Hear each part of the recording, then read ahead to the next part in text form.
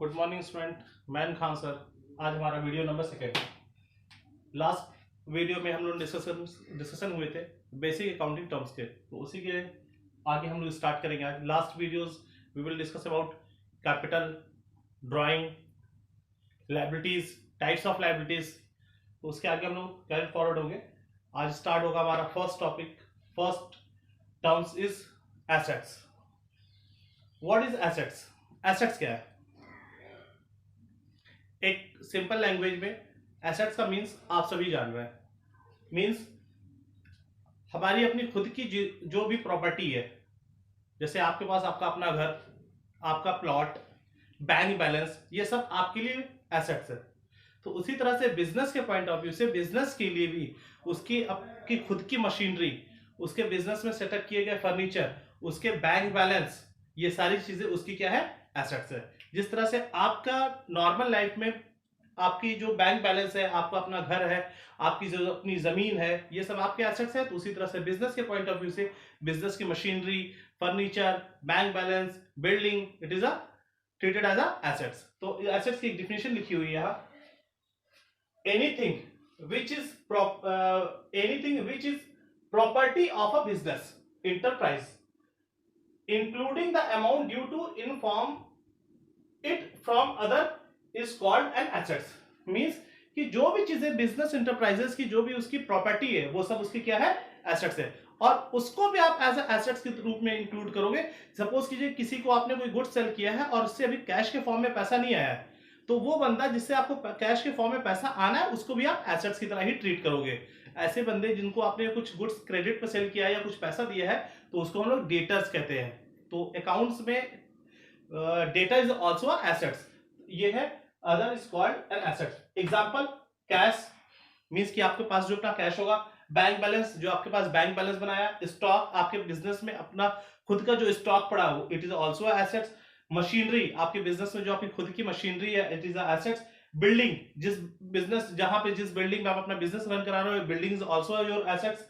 Land and debtors, it is a assets. फिर assets में हटा, assets may be classified in the following categories. Assets को कई categories में डिवाइड किया गया। First one is non current assets and second one is current assets. तो first of all we will discuss about the non current assets. Last video में हम लोग discussion किया था current liabilities and non current liabilities. Current liabilities it's mean कि those liabilities which we have to pay within a year is called current, और non current which we have to pay after 1 year, जिसको हमको after 1 year पे करना है, वो हमारी non current liabilities होती है। तो सेम हमारा non current assets and current assets. तो first of all we will discuss about the non current assets. Non current assets means those assets which are held for continue use in the business। ऐसी assets जो business में continue long term period के लिए use होते हैं for the purpose of producing goods. Means के goods के productions के लिए जो एसेट्स हम लॉन्ग टाइम पीरियड के लिए यूज करते हैं, it is called a non current asset. Like machinery, आपने जो मशीनरी परचेज की है, तो एक बार अपने बिजनेस में मशीनरी सेटअप करते हैं, तो मशीनरी आप हर 3 मंथ, 4 मंथ, 1 ईयर, 2 ईयर्स में आप परचेज नहीं करते हो। उस मशीनरी का यूज हम करते हैं for the production of goods.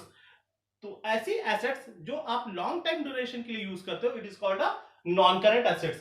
Goods और service and are not for the sale. ऐसे एसेट्स जो कि आपने परचेज किया है लॉन्ग टर्म यूज के लिए, तुरंत रीसेल करने के लिए नहीं, वो हमारा क्या होता है?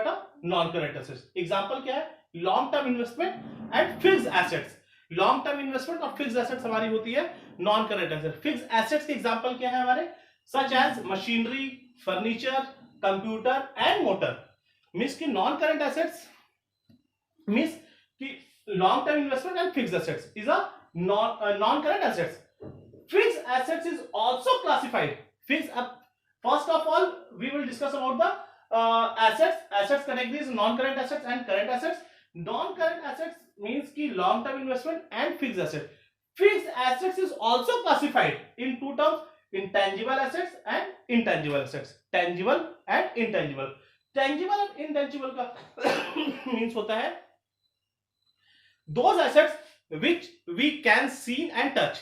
ऐसे एसेट जिसको आप देख सकते हो, जिसको आप टच कर सकते हो, वो हमारे क्या होते हैं? टेंजिबल एसेट्स है। लाइक बिल्डिंग, आप बिल्डिंग देख सकते हो, टच कर सकते हो, it is a tangible assets. Machinery आप देख सकते हो, टेंजिबल एसेट्स। फर्नीचर देख सकते हो, टेंजिबल एसेट्स। तो those assets which we can see and touch is called tangible assets. For example land, machinery etcetera.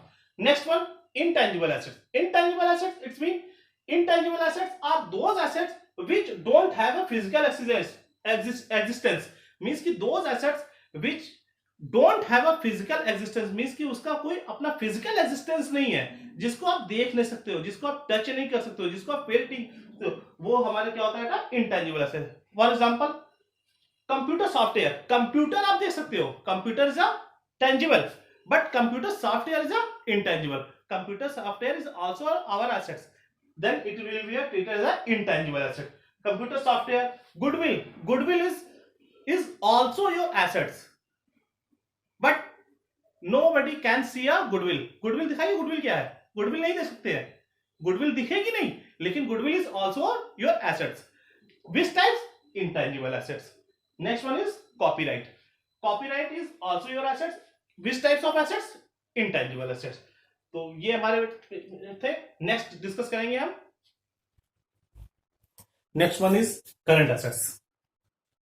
Current assets means current assets are those assets which are mean for sale और convert into cash within a year. Means कि ऐसे assets, ऐसी चीजें जो आपके business में आपने फिर से उसको सेल करने के लिए लिया है, या जिसको आप विद इन अ ईयर जिसको कैश में कन्वर्ट कर सकते हैं, उसको हम कहते हैं क्या? current assets. Means current assets are those assets which are meant for sell. ऐसी assets जिसको आपने सेल करने के लिए परचेस किया है और convert into cash with in 1 year. Means कि जिसको आप 1 साल के अंदर कैश में कन्वर्ट कर सकते हो, उसको हम कहते हैं क्या बेटा? Current assets.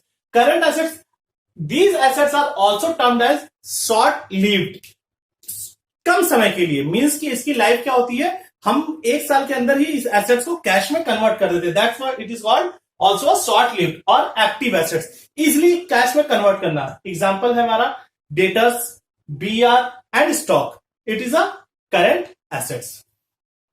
Next one is fictitious assets. Fictitious asset normally questions examinations में भी होते हैं। फिक्टिशियस एसेट्स मींस कि these are assets which can't be realised in cash. ऐसे एसेट्स जिसको आप कैश में रियलाइज नहीं कर सकते हो। एक्चुअल में ये रियल एसेट्स होते ही नहीं हमारे, ये कोई एसेट्स नहीं है, बट इसको हम लोग एज अ एसेट्स की तरह ट्रीट करते हैं, अपने फाइनेंशियल स्टेटमेंट में एसेट साइड में शो करते हैं फिक्टिशियस एसेट्स। ये ऐसी एसेट्स नहीं जिसको आप कैश में कन्वर्ट कर सको, ये कैश में कन्वर्ट नहीं कर सकते, इसका कोई ना ही फ्यूचर में कोई फर्दर बेनिफिट्स है, बट इसको हम ट्रीट करते हैं एज अ एसेट्स की तरह। इसलिए क्योंकि बिजनेस में जो भी हमारे लॉस होते हैं, तो उस लॉस को जितने टाइम पीरियड में हम इसको राइट ऑफ करना है, सपोज कीजिए 5 years में अगर इसको हमको राइट ऑफ करना है, तो फर्स्ट ईयर में हम इसको पीएल अकाउंट में दिखाएंगे जितनी वैल्यू होगी फर्स्ट ईयर की, और रेस्ट अमाउंट हम उसको 4 year के लिए किसमें से कर देंगे? एसेट्स में। फिर नेक्स्ट ईयर जब फाइनेंशियल अकाउंट बनाएंगे तो 1 year का पीएल अकाउंट में, और रेस्ट हम 3 years के लिए शो कर देंगे एसेट्स की में। मींस इसका कोई भी फर्दर बेनिफिट्स नहीं होते हैं हमारे, और ना ही इसको कैश में कन्वर्ट कर सकते हैं। It is a fictitious assets. Next one is purchase. Purchase का means the terms purchase is used only for the purchases of goods. Purchases of goods in which the business deals. Means कि purchases words आप वहां use करते हो जब कोई ऐसी चीज आप परचेज करते हो जिसमें आप बिजनेस कर रहे हो, जिस चीज का आप बिजनेस कर रहे हो, अगर वो पर्टिकुलर चीज आप परचेज करो तो उसके लिए आप वर्ड्स यूज करोगे क्या? परचेजेस। फॉर एग्जाम्पल, अगर आपका फर्नीचर का बिजनेस है और आप फर्नीचर परचेज कर रहे हो फिर से रीसेल के लिए, तो आप फर्नीचर टर्म्स नहीं यूज करोगे, आप क्या टर्म्स यूज करोगे बेटा? परचेजेस। अलमीरा का बिजनेस है आपका, अलमीरा परचेज कर रहे हो फिर से सेल करने के लिए, तो आप टर्म अलमीरा ना यूज करके यूज करोगे क्या? परचेज। मींस कि पर्टिकुलर जिस चीज का आप बिजनेस है, अगर वो पर्टिकुलर चीज आप परचेज करते हो तो उसके लिए हम वर्ड्स यूज करते हैं परचेजेस, और सेल करते हैं तो उसके लिए हम वर्ड्स यूज करते हैं सेल्स। मींस कि ऐसी बिजनेस, ऐसी चीज जिस चीज का आपका बिजनेस होगा, अगर वही हम परचेज और सेल कर रहे हैं तो उसके लिए हम उस पर्टिकुलर का नाम ना लेकर हम क्या लिखेंगे बेटा? परचेज और सेल। फॉर एग्जाम्पल, ये सपोज कीजिए आपका क्लॉथ का बिजनेस है, क्लॉथ का बिजनेस है, और आपके पास आपने ऑर्डर दिया था, क्लॉथ मंगवाया था मैन्युफैक्चरर से, तो क्लॉथ जो आपके पास आ रहा है, तो आप उसके लिए क्लॉथ वर्ड नहीं यूज करोगे, आप उसके लिए क्या यूज करोगे, परचेजेस। लेकिन आपने क्लॉथ खुद के पहनने के लिए मंगवाया है, शर्ट आपने खुद के पहनने के लिए मंगवाया है, तो आप उसके लिए क्या वर्ड यूज करोगे, शर्ट। मीन्स कि जिस चीज का आपका बिजनेस होगा, अगर वही चीज आपके पास आता है, वो गुड्स आप खरीद रहे हैं, तो आप उसका नाम न लिखकर क्या वर्ड्स यूज करोगे, परचेजेस वर्ड यूज करोगे। सेम एज लाइक, अगर जिस चीज का आपका पर्टिकुलर बिजनेस, अगर वही आप सेल कर रहे हो, तो उसके लिए आप उसके लिए आप वर्ड यूज करोगे सेल्स का। जैसे सपोज करिए फर्नीचर का आपका बिजनेस था और आप फर्नीचर सेल करते हो, तो फर्नीचर अगर आप सेल करोगे, तो उसके लिए आप फर्नीचर ना लिखकर क्या वर्ड यूज करेंगे, उसके लिए हम सेल्स। मीन्स कि सेल ही इंडिकेट कर देगा कि आपका क्या आपने बेचा होगा, आपने सेल किया होगा फर्नीचर। मीन्स कि हर एक पर्सन के लिए परचेजेस के लिए अलग अलग टर्म्स, अलग अलग लोगों के लिए परचेजेस अलग अलग चीजें हो सकती है। जैसे फॉर एग्जांपल, अगर मैंने शर्ट परचेज किया है खुद को पहनने के लिए, तो मैं इसके लिए शर्ट भी यूज करूंगा। लेकिन जिस बंदे ने मुझे ये सेल किया है, तो वो शर्ट यूज करेगा, वो उसके लिए क्या यूज करेगा, सेल्स वर्ड यूज करेगा। मैंने अगर ये मार्कर परचेज किया है स्टेशनरी का, सपोज कीजिए मेरा बिजनेस है और मैं स्टेशनरी, मेरा बिजनेस था और मैं इसको सेल करने के लिए परचेज कर रहा हूं कि मुझे किसी और को बेचना था, मेरा खुद का बिजनेस है, तो जब मैं मैन्युफैक्चरर से इसको मंगवा रहा हूं, तो मैं इसके लिए मार्कर वर्ड यूज करके क्या करूंगा, परचेज वर्ड। और जब इसको मैं सेल करूंगा, इसी के लिए मैं क्या वर्ड यूज करूंगा, sales. Okay, next one is purchase return. तो परचेज रिटर्न मीन्स कि आपने गुड्स परचेज किया, जब इसको आप रिटर्न करोगे, तो इसको सिंपली हम कहेंगे क्या, purchase return.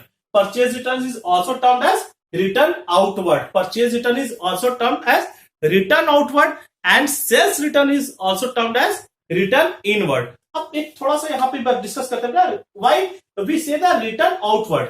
Purchase return is also called return outward, why? अगर आपने किसी से परचेज किया, सपोज कीजिए कि ये मैंने मार्कर किसी से परचेज किया था, ये मार्कर हमारे बिजनेस में आ गए। अब मुझे इसमें से कोई मार्कर पसंद नहीं था, मुझे लग रहा था कि ये इस मार्कर की क्वालिटी अच्छी नहीं है, मैं इसको रिटर्न करना चाह रहा हूं। तो मेरे पास पहले तो आ गया था, अब मैं रिटर्न करूंगा तो ये क्या होगा, मेरे पास इन होगा या आउट होगा, रिटर्न आउट होगा, यानी जाएगा मेरे पास। That is also called return outward, इसलिए हम इसको रिटर्न आउटवर्ड कहते हैं। और सेल्स रिटर्न का क्या मीन है बेटा, सपोज कीजिए मैंने ये मार्कर किसी पर्टिकुलर पर्सन को सेल किया था, इस बंदे को मैंने सेल किया है और उसको वो पसंद नहीं आया, तो वो मुझे वापस करेगा, तो ये मार्कर मेरे पास क्या होगा, रिटर्न होकर आएगा। So sales return is also called return inward. Okay, तो आज हम लोगों ने डिस्कशन किया था बेटा, करंट एसेट्स किया है, फिक्टिशियस एसेट्स किया है, purchase, purchase return, sales and sales return, और ये वीडियोस हमारे थे सेकेंड नंबर के। और इसी तरह से हम सीरियल ऑर्डर में वीडियो बनाते जाएंगे। आप वीडियो को सीरियल ऑर्डर में देखिए, जिससे आपको कोई भी कंफ्यूजन ना हो। अब बाय द वे कोई कंफ्यूजन होती है तो आप मुझे व्हाट्सएप या मेरे नंबर पर कॉल करके उसको क्लियर कर सकते हैं। Okay, thank you.